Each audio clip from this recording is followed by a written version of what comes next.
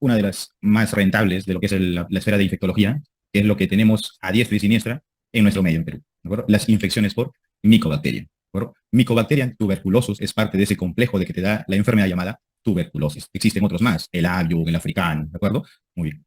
Cuando hablamos de infecciones por micobacterias, tenemos que lamentablemente hablar de, de países en vías de desarrollo. Tenemos que hablar de qué cosa, de una alta cantidad de qué cosa, de hacinamiento. Y con un poco acceso a la salud pública. Cuando ustedes hicieron Serum, ¿les dieron el programa de control de TBC? ¿O lo hacía el personal de enfermería o el personal técnico? Esto debería estar a cargo de un epidemiólogo clínico, ¿correcto? Pero mira, sin menospreciarlo, lo hacemos siendo serumistas, pero el programa de prevención de tuberculosis debería estar a cargo de alguien que sea un epidemiólogo clínico, ¿no? Por eso hay poco acceso a la salud pública, ¿bien? Yo sé que eso te interesa poco, lo que sí te va a importar es la fisiopatología de tuberculosis, ¿no? Miren, lo vamos a escribir acá. Esa es tu vía aérea. Acá está tu pulmón. Ya, vamos a dibujar uno. Cuando tú te contagias por las partes de Mycobacterium, digamos que está acá, llegó a tu pulmón, este es el primer contacto, número uno. ¿Quién viene? El machazo, el macrófago, con sus lisocimas adentro. Y él dice, yo me lo como. Y se agarra las partículas de TBC. Voy a dibujar las partículas de TBC de otro color. Acá viene tuberculosis. Y él dice, yo puedo, yo lo como. Este es lo segundo que pasa. Pero lamentablemente, no muere. El macrófago no es suficientemente fuerte para, con ayuda de sus lisocimas, digerir a Mycobacterium tuberculosis. Y así está un buen tiempo. Hasta que después de un muy buen tiempo, aparece el ocioso, el linfocito T. Y el linfocito T dice, oye, estás sufriendo, ¿no? Mira, yo voy a hacer dos cosas. Tengo un amigo, una respuesta que es un TH1 y tengo una respuesta TH2, ¿de acuerdo? Cuando aparece el linfocito, es el número 3, ¿de acuerdo? Y le dice, el macrófago no está pudiendo, se esmera, pero no consigue. Le voy a dar algo importante. Va a la respuesta TH1 y le da ¿qué cosa? Superpoder. No, le da el interferón. Cuando le da interferón, este es el paso 5, el macrófago, de lo que era un simple insecto, se transforma en un super serígmano, mira. Se hace grande. Y llama a sus patas. Llama a sus patas. Ya no tenía solo uno, tiene ahora dos. ¿Y qué hace? ¿Qué hace este macrófago? Impulsado por el interferón que le dio el linfocito. La tenía adentro, ¿no? Encapsula a ese Mycobacterium tuberculosis. Pero el linfocito dice, ¿sabes qué? Yo no confío en ti, en nadie. Yo voy a seguir acá contigo a tu lado, dándote interferón, pero voy a llamar a alguien más. Es el paso 4. Perdón, ¿cómo se llama? 5. Voy a llamar a alguien más. Voy a llamar al fibroblasto, porque no confío en ti. Mucho daño me haces. Mira, el fibroblasto cierra. Es un cemento que está ahí, al costado. ¿De quién es? ¿De quién es? Del macrófago. Y los fibroblastos terminan por cerrar esto, ¿no? Es una muralla, es una pared. ¿Y acá qué quedó?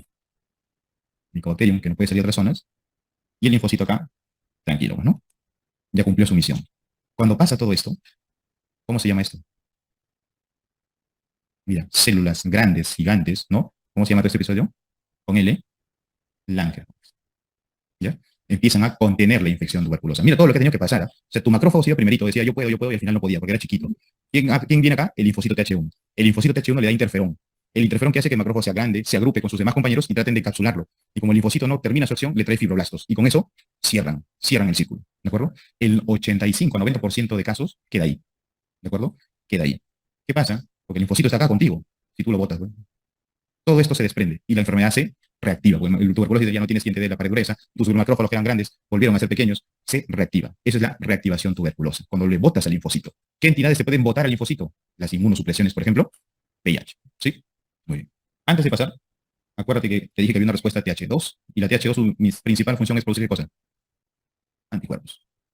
Esos anticuerpos son los de memoria, ¿no? Dicen, ya mira, el TH2 viene cuando el TH1 hizo toda la chamba y dice, oye, ya no quieres que te ayude, ¿no? Ya peleaste. Ya, pero te voy a dar mi anticuerpo de memoria para que cuando algún momento venga alguien similar, yo te avise a ti y tú hagas todo esto más rápido.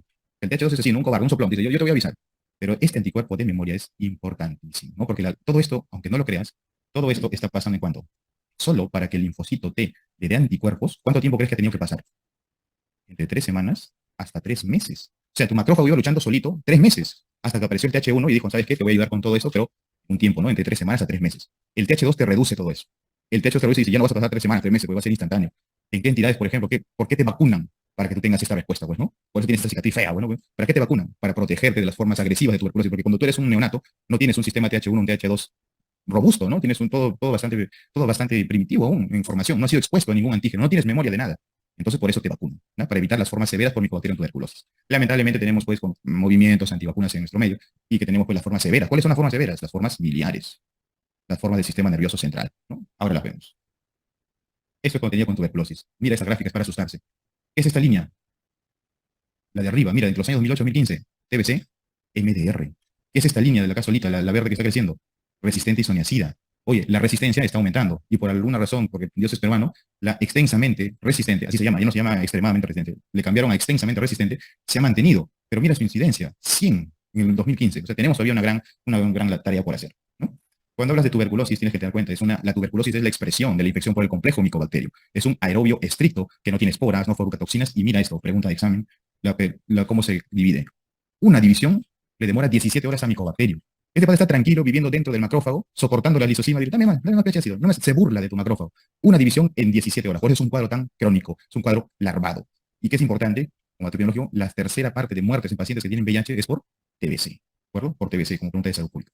La expresión, evidentemente, que te he dicho, es una reactivación. La reactivación suele más a nivel pulmonar. ¿A dónde se va? A los ápices. ¿A qué parte de las zonas posterosuperiores, de los lóbulos superiores? Ahí se va. Mira, zonas cavernas, ¿no? Consolidados. Pero esa es la única forma, ¿no? Tuberculosis tiene, mira, acá hay una cadena ganglionar, acá hay piel y acá está diseminado. O sea, tuberculosis puede ser una infección sistémica de lo que quieras, ¿ya?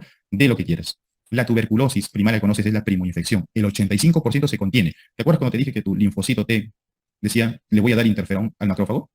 Para que esto pase, todos los linfocitos se han agrupado, se han unido y han dicho, vamos a darle interferón, para que el macrófago crezca, ¿ya? Pero el linfocito está acá dentro del ganglio. Tiene que irse cerca al macrófago, por eso migra, ¿no? El linfocito migra. ¿Y cómo migra? Para ayudar al macrófago.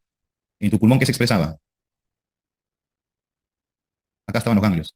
El ganglio. Los linfocitos se están reuniendo. El micobacterio es acá. Migran. ¿Para qué? Para ayudar al macrófago. ¿Eso qué se llama? Linfangitis. Todo lo que estás viendo ahí, la primoinfección, la tuberculosis primaria es ese. La gran producción de linfocitos está jalando y está yendo al macrófago con una linfangitis. ¿Cómo se llama eso? Nódulo calcificado, esos nódulos que están creciendo, complejo de lesión de Gong. Esa es la famosa lesión de Gong. La tuberculosis secundaria, la reactivación, es porque lo que pasaba acá, ¿no? Le quitabas al linfocito y nuevamente el Mycobacterium se volvía a reexpresar y se burlaba del macrófago que volvía a ser pequeño, ¿no? Porque el macrófago es grande mientras el linfocito está a su costado. El linfocito le está dando interferón. Una vez que el linfocito se va, el interferón es muy costísimo. El macrófago vuelve a su tamaño. Entonces el Mycobacterium dice, otra vez, me río de ti, tu lisosima no me hace daño, y se reactiva. ¿De acuerdo? Pregunta, fisiopatología pura. ¿Por qué se va arriba, a los ápices? Mira, ¿te acuerdas de fisiología cuando te dices que tu pulmón tenía 3 zonas? En esa clase que decía, no voy a ir, voy a faltar. Tienes una zona 1, una zona 2 y una zona 3 de los pulmones, ¿no? Acá, ¿qué hay? Una buena cantidad de flujo. ¿Dónde hay más flujo? ¿En la base o en el ápice? En la base. Acá hay una cantidad de aire. ¿Dónde es más aire? ¿Abajo o en los ápices? También abajo. Oye, ¿y por qué se va arriba? Porque te he dicho que el Mycobacterium es aerobio estricto, o sea, le debe gustar el aire. Si es un aerobio estricto, ¿dónde hay aire? Pulmones, en el hueso, ¿no? ¿Dónde más hay? Cerebro. ¿Por qué se va a la parte superior? Porque la relación BQ es mayor acá, en los ápices. ¿De acuerdo? Es mayor. A pesar de que tiene menos flujo, menos volumen de aire, menos volumen de sangre, la relación BQ es mayor que en las bases. Entonces, inteligentemente, el Mycobacterium dice, yo voy a una zona que esté altamente oxigenada por unidad de sangre. ¿Dónde se va? Arriba, a los ápices pulmonares. Por eso es su reactivación. ¿De acuerdo? Por eso se reactiva. Es una pregunta de fisiología. ¿Qué medios tú tienes o tú conoces para cultivar esto? Los cultivos. Vamos a tocar esto, pero te lo pongo en general. Mira, tú tienes los cultivos clásicos. Clásicos. ¿Cuál es esta? Lowenstein. Jensen.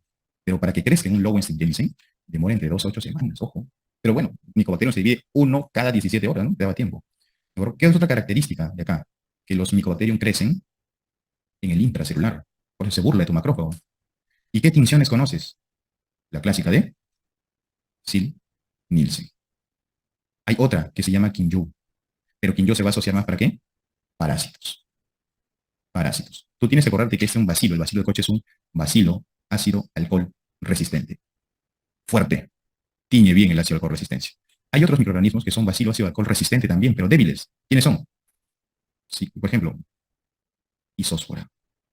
¿Cuál? Beli. Cryptosporidium. ¿Quiénes son? Parásitos, bueno. ¿Y con qué tinción llevas? Kinju. Kinju, como quieras pronunciar. Son bacilos ácido alcohol que tiñen, sí, tienen reacción positiva para ácido alcohol resistente, sí, pero débil. ¿Quién lo hace fuerte? Nuestra buena Mycobacterium tuberculosis. ¿De acuerdo? Acuérdate de esto, que la tuberculosis primaria es acá. acá en la primera infección, cuando están combatiendo el complejo de Gong. Y la reactivación es porque el Mycobacterium de forma inteligente se fue a la zona de mayor volumen, ¿no? Mayor volumen de aire por ¿qué cosa? Por volumen de sangre. La ventilación y perfusión son mayores en bases, pero la relación de Q es mayor en ápices. Por eso se vaya la Mycobacterium.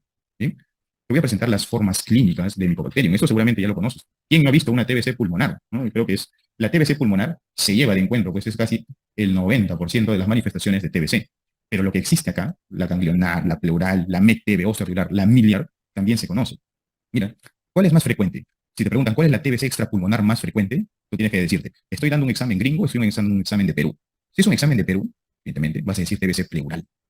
TBC pleural. Si estás dando un examen afuera, le vas a decir la ganglionar. ¿De acuerdo? Ganglionar. Pero acá, para nuestro medio, ya visto con las revistas estas que sacan el INS, ¿cuál es la TBC pleural? ¿De acuerdo? ¿Y qué tiene de características? Que es poco contagiosa. Pregunta de examen. ¿Cuál es la TBC más contagiosa? Excelente. Laringe. Cuando tú veías COVID, ¿te acuerdas que te decían mantén el 1,5 metros de distancia? ¿Por qué crees? Porque COVID, el SARS-CoV-2 se transporta en macropartículas. Por eso hablabas, tosías y las macropartículas caían. Más o menos entre 1 metro de distancia, 1,5 metros, 2 metros. En cambio, Mycobacterium no son macropartículas, son micropartículas. Se transportan por micropartículas y por ende, la gravedad les afecta menos, no están ahí, tranquilitos, nada. Por eso es que la puerta de entrada es respiratoria, la puerta de salida respiratoria, su control es tan difícil. Las enfermedades que tienen puerta de entrada y salida respiratoria son las de mayor, digamos, reto para control de enfermedad. Tuberculosis no es ajeno a esta, ¿de acuerdo? Tuberculosis. Para que tú digas formas clínicas, ojo, has tenido que tener ¿qué cosa? Una sospecha clínica. Y la sospecha clínica inicia con ¿qué? Paciente que es un sintomático respiratorio. ¿Qué es un sintomático respiratorio? Más de 15 días de tos con expectoración. Expectoración. Eso es un sintomático respiratorio, ¿de acuerdo? A este paciente tú le tienes que pedir ¿qué cosa? 2 becas en SPUT. No 3, no 4, no 5, no 1. 2 becas en SPUT. Y acá viene la magia, ¿ya? Acá viene la magia. Pero con esto nos vamos a enganchar. Mira, ¿qué pasa si el BK te sale positivo? O tienes el otro ¿no? Que un BK te salga negativo. ¿Has escuchado del término TBC BK negativo? Claro, existe. O sea, ¿el BK es fundamental para decirte que tienes tuberculosis? No, mira lo que te pongo acá. La primoinfección de TBC pleural. Poco contagioso, o sea, tiene poco vacilo. Por lo general el BK suele ser negativo, ¿no? Hay formas de tuberculosis con BKs negativos. Pero vuelve al sintomático respiratorio. Mira, el sintomático respiratorio es más de 15 días de tos con expectoración. Le tienes que pedir ¿qué cosa? 2 BKs. Ojo, 2. Y esos 2 te pueden salir positivos o te pueden salir ¿qué cosa? Negativos. Si fuera positivo, ojo, que tú tienes que pedirle una prueba de sensibilidad rápida. ¿Por qué se le llama así? Porque son pruebas moleculares. ¿Cuáles tienes acá en Perú? El sonda DNA. ¿De acuerdo? ¿En cuánto tiempo te dice? En 72 horas. Da la sensibilidad a quiénes. Si es sensible o no a isoniazida o rifampicina. Mira, la prueba de moleculares. Acá se llama sonda DNA. Si tu beca ha salido positivo, tu obligación es hacer una prueba de sensibilidad rápida. ¿Por qué rápida? 72 horas, pues. ¿Ya? 72 horas. En cambio, si te ha salido un beca negativo, tu deber es buscar, ¿qué cosa? Alta sospecha. Alta sospecha. ¿A qué le llamas alta sospecha, Cristian? Mira, infiltrado apical. Infiltrado, por ejemplo, apical. En la radiografía tórax, ¿no? ¿Se entiende? ¿Con qué? Sudoración nocturna. Por eso le preguntaba, ¿no? Usted cuando tose, suda en las noches, sí. Fiebre. ¿A qué predominio te da la fiebre? En TBC. Nocturna, en el día, en la tarde. Es una fiebre vespertina, ¿no? ¿Qué más te das acá? Contacto directo. Y la vieja confiable, baja de peso. ¿Qué era esto? Alta sospecha. ¿En quién tienes que buscar alta sospecha? En el paciente que te salió BK negativo. Entonces, BK negativo, pero tú tienes una alta sospecha, esto es en las guías, la TBC BK negativo.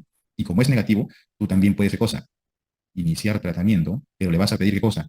Una prueba de sensibilidad rápida. ¿Cuál es la prueba de sensibilidad rápida que se le pide en estos casos? El MOX. ¿Cuánto demora más o menos?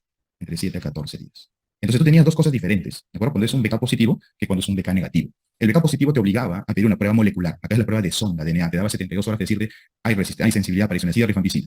Si tú tenías dos BKs negativos, que tenías que pedirle al paciente alta sospecha, pues, ¿no? Infiltrado apical, sudoración nocturna, fiebre, baja de peso, contacto directo. Oye, si tienes todo esto, camina como pato, tiene patas, tiene pluma y dice cuac, no vas a decir ornitorrinco. ¿Qué es eso? TBC, pero tienes qué cosa? BK negativo. ¿De acuerdo? Como tienes el BK negativo y una alta sospecha, inicias tratamiento. Pero a la par vas pidiendo qué cosa? Tus pruebas de sensibilidad rápida. Para el BK negativo, ¿cuál es? MOTS. Para el BK positivo, ¿cuál es? Sonda de DNA. ¿Ya? Y ahí vamos a hablar un poquito de lo que son las las pruebas de sensibilidad rápida. ¿Cuáles son? Las moleculares, ya te dije, las sondas, ¿no? Prueba molecular, sonda DNA, 72 horas demora. Pero tú también tienes las fenotípicas. Y las fenotípicas, acá está pues el buen MODS. ¿Y el MODS cuánto tiempo demora? Entre 7 a 14 días.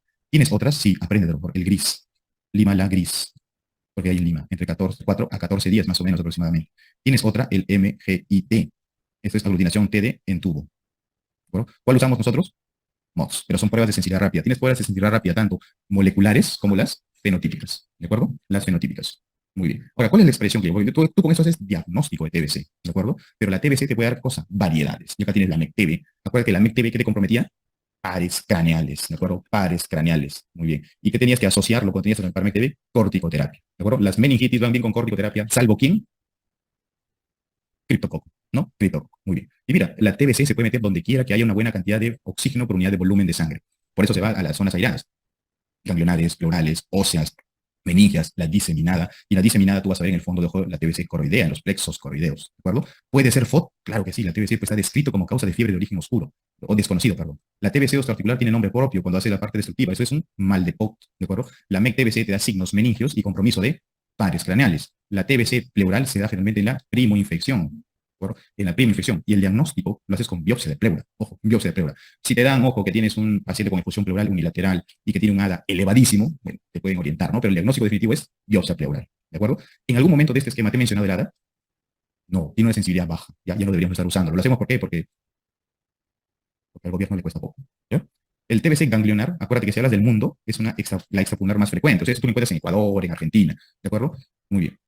Y eso tiene un síndrome paradójico incluso, ¿no? Cuando empiezas a darle antitratamiento TBC, empieza a crecer más y luego se apaga, ¿no? Es un paradójico de la TBC ganglionar. De esta, ¿cuál ha venido? Evidentemente, la pulmonar, la MECTB y la osteoarticular. La laringea, como que te quede como figura que es la TBC que más contagia, ¿de acuerdo? Y, por ejemplo, las que poco contagian, la pleural, ¿de acuerdo? La pleural, las que no están en contacto con aerosol, son evidentes las que van a tener menos contagio, ¿sí?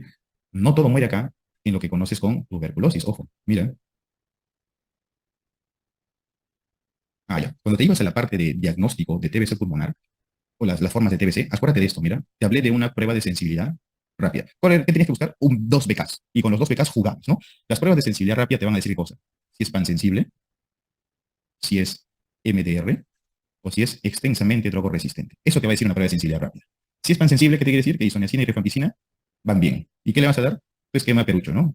2 veces le vas a dar lo que le damos acá, y 4 meses de solo isoniazida y rifampicina. ¿Cuántas dosis viene acá? 50 dosis. Acá no te olvides del sufijo 3. ¿Cuántas dosis viene acá con pan sensible? 54 dosis. ¿De acuerdo? Vamos a ver las variantes, no te preocupes. Pero ¿qué pasaba si era MDR? ¿Qué significa MDR? Que es al menos resistente a isoniazida, ¿de acuerdo? Rifampicina. Oye, las dos drogas más importantes tienen mecanismos de resistencia. ¿Qué hacías acá? ¿Qué veías acá? Esto es de un crecimiento, perdón, haces un cultivo en medios de crecimiento especiales, pues, ¿no? ¿Cuáles eran esos medios de crecimiento especiales? Es un crecimiento especial lento, ¿no? Porque se replica lento. Acá estaba el bueno, Lowenstein, Leinstein. Jensen, perdón. El Lowenstein. ¿Tienes otro? Sí, pregunta de examen. Agar 7P. Agar 7HP. Es un medio de crecimiento lento para tuberculosis. ¿En qué lo vas a usar? ¿En pan sensible? No, en MDR. Así viene, con esa pregunta, con esa característica, con esa trampa. Ahora, la prueba de sensibilidad rápida también te puede dar dos cosas. Te dice que es una monoresistente. ¿Y qué te dice que es monoresistente? O es bien a uno o al otro. ¿Sí? A isoniazida o a rifampicina. Pero también te puede decir que es una poliresistente. ¿Y qué significa poliresistente? ¿Por qué te digo esto? Porque así viene. ¿Qué significa monoresistente, poliresistente, MDR? Es lo mismo que la monoresistente y resistencia a cualquier otra. Así le llaman. ¿Ya? La monoresistente es solo a una. La poliresistente es lo mismo que la mono, pero resistente a cualquier otra más. ¿Sí? Y la extensamente drogoresistente, extensamente ya extremadamente no se usa, es porque es resistente a quiénes? A los núcleos, evidentemente. A isoniazida, a isoniazida y rifampicina, pero también es resistente a qué? A fluoroquinolonas. Y ojo, también es resistente a un inyectable. A un inyectable, y los inyectables serán qué cosa? De segunda línea. De segunda línea. Eso es un extensamente drogoresistente. ¿Resistente a qué? Isoniazida, rifampicina, fluoroquinolona y a un inyectable de segunda línea. ¿De acuerdo? Eso se define como extensamente drogoresistente. Multidrogoresistente porque tiene que ver a los dos más importantes, tanto isoniazida como rifampicina. Y aquí le vas a pedir cultivos de medio crecimiento lento. Tienes al Lowenstein y al otro que he preguntado, no te olvides cómo se llama, Agar 7HP. ¿De acuerdo? Agar 7HP. Mira, vamos a volver acá en un ratito, porque tengo que decir las variantes con respecto al tratamiento. O puedo aprovechar acá. Sí, esto lo volvemos a retomar en un momento, ¿ya? Esto lo volvemos a retomar en un momento. Pero quiero que tener estas cositas. Hay variantes del esquema 1. ¿Cuál es el esquema 1? Este, pues, ¿no? Cuando es sensible. ¿A qué le llamamos variantes? ¿Cuánto tiempo de tratamiento le estás dando? 6 meses. 50 dosis en la primera etapa y 54 dosis en la segunda. ¿Cuáles son esas variantes? ¿Cuáles son esas que molestan? El VIH. Todas, todas, absolutamente todas, inician con lo mismo. Isoniazida, rifampicina, piracina, etombutol. Pero acá ya no le das 4. ¿Cuánto le das? 7. ¿Cuánta dosis le estás dando acá? 50 dosis. ¿Cuánta dosis le estás dando con este acá? 175. Mira la brutalidad cuando tienes VIH. ¿Qué otra es la variante? Cuando tienes la miliar, cuando tienes la del sistema nervioso central y la ósea. Que te dije, todas inician lo mismo. Todas te dicen lo mismo, ¿no? Y al final, ¿qué cosa? La segunda fase se altera. ¿Cuánto era para la normal? 4 meses. ¿Acá cuánto le das? 10. ¿Cuántas dosis reciben acá estos pacientes? 50. ¿Cuántas dosis reciben acá estos pacientes? 250. Ahí viene, ¿no? Ahí viene. Muy bien. Y ojo, que acuérdate que VIH te puede dar un patrón intersticial. No la clásica granuloma, no te va a dar clásico eso porque no tienes linfocitos que generen toda esa lesión. Te puede dar un patrón intersticial. Te puede dar un BK negativo, pero sí que no te mientes el cultivo. ¿De acuerdo? Cultivo. Corticoides, ¿en quiénes voy a usar? Sí o sí, que le tienes que dar corticoide a quiénes. A la meninge, pues, ¿no? ¿A quién más? Esa es la meninge la que está bien descrita. Hay otras dos, que más o menos por ahí le puedo decir que la evidencia es muy clara, pero con fines de examen sí. ¿Cuáles son? La pericarditis y la tipo miliar. ¿Ya? Y la tipo miliar. Muy bien. Esto que ven acá cuando te hablo del PPD es el estudio del contacto. Antes de entrar a la parte de estudio de contacto, vamos a ver lo que es el mecanismo de cómo funciona cada una de ellas. ¿De acuerdo? Muy bien. Esto es, quien sabe, la parte más bonita de TBC. Esto es el tratamiento. ¿Ya? Altamente preguntable, siempre viene, siempre molestan con esto. El tratamiento por Mycobacterium tuberculosis es complejo, nunca se da en monodosis. Recuerda eso, no se da en monodosis. ¿Ya? Mira esta memoria. Lo que tienes acá es una membrana celular, ¿no? Todo lo que está afuera es una pared celular. Pared celular. Vamos a ir lento. ¿Qué es esto? Lípidos. En Mycobacterium se llaman lípidos complejos. Es una estructura que pertenece a la pared celular. Lo que está nadando por acá, lo que está nadando por acá, le corresponde a qué cosa? A los ácidos micólicos. Interesante, ¿no? ¿Qué más tienes acá? Esto de verde. Esto se llama arabino galactano. Qué interesante. Y por último, la parte de acá que está el peptidoglicano. Peptidoglicano. Y lo que está acá en este cuartito sería la membrana celular, y este es su patrón de, ¿qué cosa? Genético. Eso tiene el micobacterio. Tiene muchas cosas que no tenían los bacilos gram positivos o bacilos gram negativos separados. ¿Qué tiene? Lípidos complejos, ácidos micólicos, arabinogalactánicos y peptidoglicanos. La pared. Lípidos complejos, ácidos micólicos, arabinogalactano y peptidoglicano. ¿Por qué es importante aprenderse esta cosa? ¿Por qué me estás molestando con esto? Mira, cada una de estas cosas de acá obedece a qué? A la acción de un antituberculoso. Los ácidos micólicos, te lo voy a poner acá así con celeste, y lo ponemos acá. Los ácidos micólicos son blanco de quiénes. ¿Quién actúa acá en los ácidos micólicos? Isoniazida. Isoniazida. Pero ojo, que isoniazida llegó a una forma inactiva. Y para que actúe, se tiene que pasar a su forma activa. Y la forma activa recién ataca a los ácidos micólicos. ¿Quién fue responsable de la activación de esa isoniazida, no su forma no activa, su forma activa? Acá hay una catalasa. Acá hay una catalasa mediada por un gen que es el CATG. ¿Por qué es importante? ¿Por qué me estás molestando con el CATG? Porque alteraciones en el CATG dan ¿qué cosa? Mutaciones y fenómenos de resistencia. ¿De acuerdo? Resistencia. Acuérdate algo más, que isoniazida le gusta ¿qué cosa? Oxígeno. Y la isoniazida es la que se mecha ¿en dónde? En las cavernas. ¿Va? Mira todo lo que pasaba con un simple ácido micólico, ¿no? Tienes ahí la isoniazida en su forma inactiva, que se activa por una catalasa CATG mediada, y recién ahí trataba de hacer su mecanismo de acción. Le quería oxígeno y se metía muy bien en las cavernas. Hasta ahí perfecto. ¿De acuerdo? Hasta ahí perfecto. ¿Qué podíamos tener acá? El arabino galactano. El arabino galactano es un blanco de quién? De la otra más importante, pues. ¿Cuál es? De los antituberculosos que conoces. Las dos más importantes. ¿Mm? Catriel. ¿Te acuerdas cuando hablamos de ese esquema de las bacterias, de lo que son los intracelulares, el material genómico, todo eso? Esto era, para ponerlo más fácil, te dije que con una mnemotecnia, ¿no? Del material genético. El RNA era para rifampicina. Ahora sí nos lo quedó. La rifampicina agarraba este mecanismo, pero agarraba ¿qué cosa? Una transcriptasa del ARN, ¿de acuerdo? A una polimerasa. O sea, bloqueaba la polimerasa del ARN de acá, del Mycobacterium, y lo volvía ¿qué cosa? Lento. No lo hacía replicar. Y como lo volvía lento y no lo hacía replicar, moría. Y si moría es un bactericida, ¿de acuerdo? Rifampicina tiene una peculiaridad, que se mecha ¿en dónde? En el calcio. En cambio, isoniazida le gusta la caverna, con alta cantidad de oxígeno. Rifampicina, ¿dónde se va? A eso donde están los macrófagos bordeando, ahí al calcio. Ahí se mete. ¿De acuerdo? Muy bien. Las dos más importantes, una que actúa adentro, en la pared, y otra que generalmente actúa a nivel de material genético. En cambio, al arabinogalactano entra el etambutol. Acá le hace daño. Porque encima, arabinosil transferasa.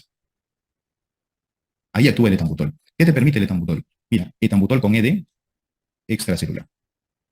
Extracelular. Bloquea el arabinosil transferasa. ¿De qué? ¿De qué estructura? Del arabinogalactano. Entonces ya tienes la rifampicina, tienes la isoniazida y tienes el etambutol. ¿Quién te falta? ¿Quién te falta? Digo así. Ira, si, na, mi, ta. I. Es intracelular. Se mete al macrófago, le gustan los pHs ácidos. ¿De acuerdo? Y esta, ¿qué cosa he dicho? Es intracelular, dentro del macrófago. Su mecanismo de acción es un poco más gris, menos estudiado que respecto a los demás. Ya tienes entonces los cuatro reyes, ¿no? La isoniazida, rifampicina, piracinamida y etambutol. Características de cada una de ellas. Cuando tú veas, lo que nos enseñaron fue la nemotecnia TAR. ¿C de qué? Del aspecto clínico, ¿no? A de los efectos adversos.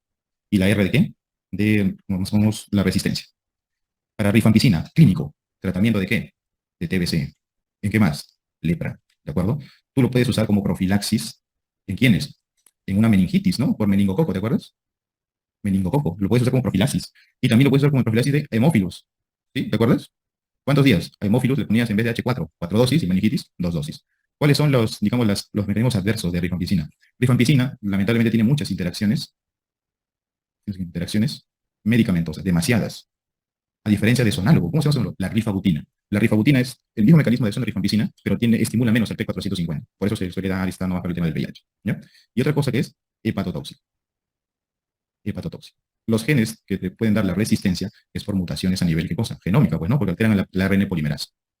La isoniazida, ¿en dónde lo podías usar? La isoniazida sí que va muy bien para TBC, pues, ¿no? Ahora, con la isoniazida, ojo que tú podías tener ¿en qué? Una monoterapia. ¿Monoterapia en quién? Profilaxis.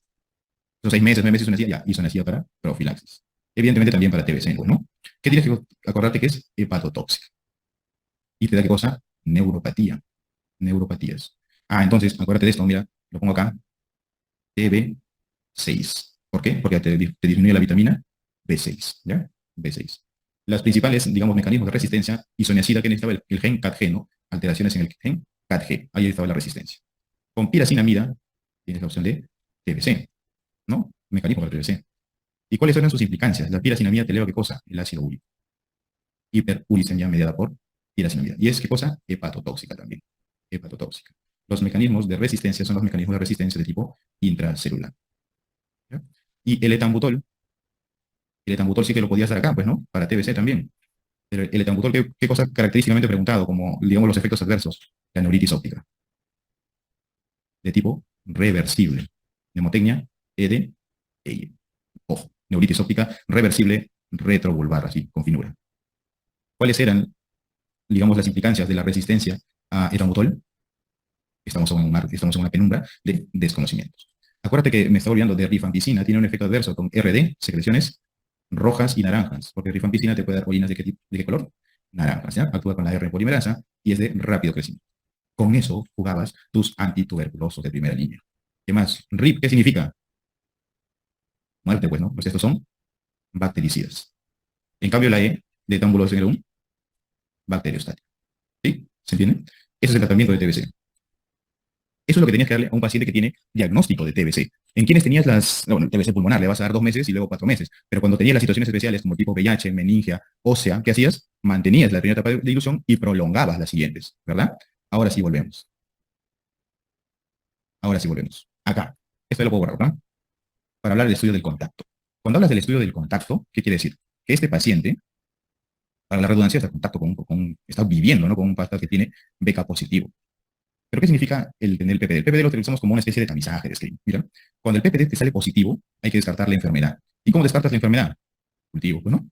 Cultivo. Si el cultivo te sale positivo, le das tratamiento como si fuera una enfermedad. ¿Lo entiendes, no? Rifampicina, piracinamida, isoniazida, etambutol. Pero en cambio, si el PPD te sale negativo, perdón, el PPD con cultivo, el cultivo perdón, te salía negativo, ¿qué significa eso? Enfermedad latente. Oculto, pero presente. Como tu corazón, ¿no? Tu corazón late. Oculto, pero presente. Eso te sería PPD positivo, pero cultivo negativo. Acá tienes que buscarle factores de riesgo. ¿De qué? De desarrollar TBC. ¿Quiénes son esos patas? Ponlo así, nosotros. Quiere decir, trabajadores de salud menores de 35 años que pueden tener seroconversión rápida. O sea, yo tenía hoy día un PPD negativo y que en menos de 2 años da un PPD positivo.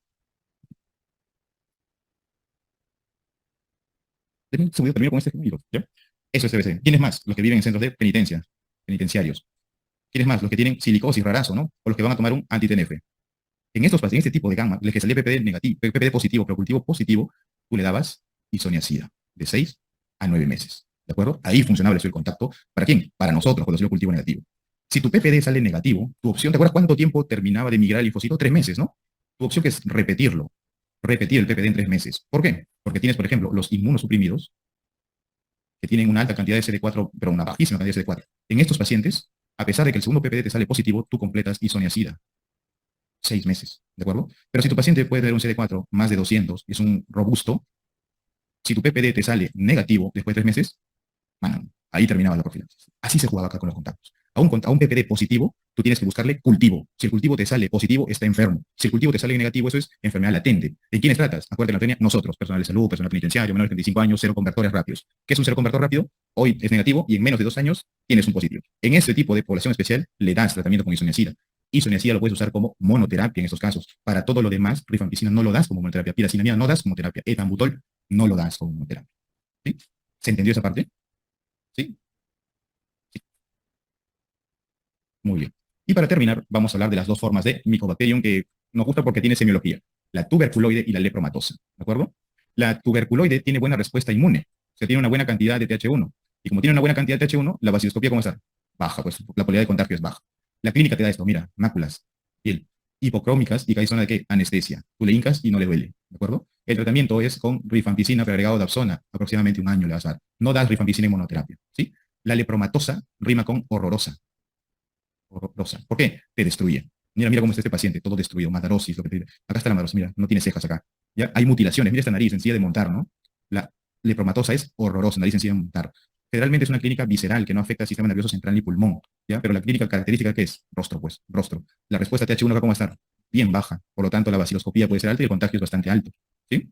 ¿Qué te da eso? Deformaciones. ¿Qué te daba la tuberculoide? Máculas hipocrómicas anestésicas. El tratamiento, lo mismo, Dapsona con rifampicina, un año. Pero como es horrorosa, ya no usas dos, una más. Clofamicina. ¿De acuerdo? Clofamicina para Mycobacterium leprae, que es parte de los complejos Mycobacterium que existen. Leprae, no sé si ustedes han visto la película Ben-Hur, eso es lo que sufría la familia de Ben-Hur, ¿no? La Mycobacterium leprae de tipo lepromatosa, ¿no? Todo de la piel se corroía, había destrucción de las fases. Muy bien. Antes de despedirnos, hay que hablar de lo que significa un paciente curado, estoy olvidando, que es un BK negativo, en el último, ya en el último mes de tratamiento, un paciente que es abandona el tratamiento porque ha tenido que pasar, tú le das el esquema y a los 30 días está bien, ¿ya? Y fracaso del tratamiento antituberculoso es un BK con cultivo, ojo, BK con cultivo, que es positivo todavía al cuarto mes, ¿ya? O positivo al sexto mes, pero si ha sido con un mecanismo de resistencia. Si ha sido resistencia a rifampicina, que le sigue saliendo BK positivo al sexto mes, es fracaso. Si al cuarto mes le sigue saliendo positivo y es sensible, eso se llama fracaso, ¿ya? Para acordar.